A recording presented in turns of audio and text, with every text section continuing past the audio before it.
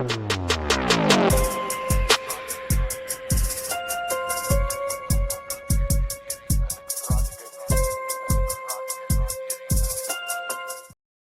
and peace, everybody. We're back. You saw the thumbnail. You saw the title. Let's get at it. Let's get active. The other day, I did my review of the Karmelo Anthony trial, day 4. And in that trial, or in that video, I expressed that because the trial is not being streamed and people cannot watch it, everybody's watching the same thing simultaneously. It does become a form of entertainment to people. So let me bring the video in and let's talk about what I actually said, because a lot of people are upset about me saying that. And I don't think you heard what I said. So real quick, and I'll leave the link to the whole video down in the description as well. The Karmelo Anthony, most of us tap into the Karmelo Anthony case or cases in general as we don't intention to do this. We don't intend to do this, forgive me, but it's a form of entertainment. Okay, let's just tell the truth. You watch crime TV, you watch court TV, you watch that stuff. It's a little bit of entertaining. It's a little bit of capturing you're entertaining you. It's a little bit of capturing your attention while you're doing work or while you're doing stuff around the house. It's kind of entertaining. I hate to say it like that, but let's just be honest, right? And I think everybody knows that there's a form, there's a level, there's a degree of entertainment to court TV, to court dialogue, or whatever you want to call it. And sadly, because we're not able to see what's going on in the actual courtroom and what's actually happening with Karmelo Anthony and the witnesses and this, that, and the third, we're getting information. We're getting information fed to us through various and sundry journalists and such of that nature. And I knew this was going to happen. So we have journalists that come through that, you know, oh, this person is telling me what I want to hear and it's tickling my entertainment, or this person is telling me what I believe is already true and it's tickling my entertainment or capturing my attention.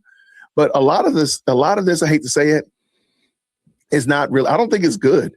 And because now we're watching the different factions outside of the courthouse protesting for what? Like what are you doing? Both of them. If you're pro or you're anti, what are you doing? What are you protesting for? What's going to change? All you're going to do is end up causing something to go south. And I hate it. So I'm a little bit tense. That's why I don't really want to talk about the Karmelo Anthony trial. I know people want to hear about it. People want to hear my thoughts. And I've gathered several little articles so we can talk about it and keep it civil. But I feel bad because I'm like, this is a young man's life that is, well, one young man's life was taken. This young man's life, either way, his life, he's not going to walk out free. You can just give that up. Either way, this man's life is lost. We got 2 young men whose lives are lost. And the world, or let's just say, let's say the world. The world is salivating to watch what happens to this man, not because they care about his soul, that he's a sinner that needs a savior, but we're just being entertained by him. I mean, this is effectively modern day gladiators. I mean, that's basically what this amounts to in some ways or shapes or form. I just feel like, this is not a good look for us. And especially going into the midterms, we got all of this attention going here. You had what happened in South Carolina this week as well. You got a lot of people that are really, you can say tribalistic, you can say factions are forming, whatever it is that you got to say. But really, I don't know, man. I feel bad. I feel bad for the community. I feel bad for that school. I feel bad for those witnesses, those jurors. And of course, I mean, I feel bad for the people that are out there. Again, like, what are you protesting for? We love to sit there and protest about what? What are you protesting for? Not one thing is going to change. Not one thing is going to change if you don't yell. Not one thing is going to change if you're not standing out there checking your armpit to see if it's funky. Nothing's going to change. What's going to change is what's happening in that courtroom. And my last point, and I'm going to get on somebody's nerve. I really want to. My goal is to perturb some of my guests that watch my channel with nefarious purposes. Where is the church in this situation in Frisco, Texas? I'd love to see, like, what are churches doing about this situation? Because every day when we pull this in, we'll look in a second. There are tons of people who are lost. Okay, I wanted to play a larger portion of my comment about entertainment. I started out by saying for some, it's a form of entertainment. Not everybody, not every person that watches court TV, not everybody that likes crime TV. This doesn't apply to everybody, but for some it is. And I don't know why people are missing that. I don't know why people didn't get that.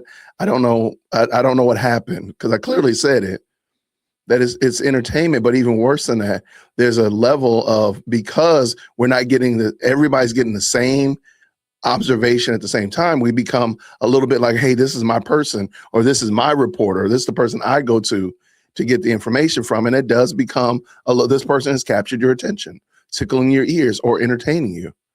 I don't know what people are missing. I really don't.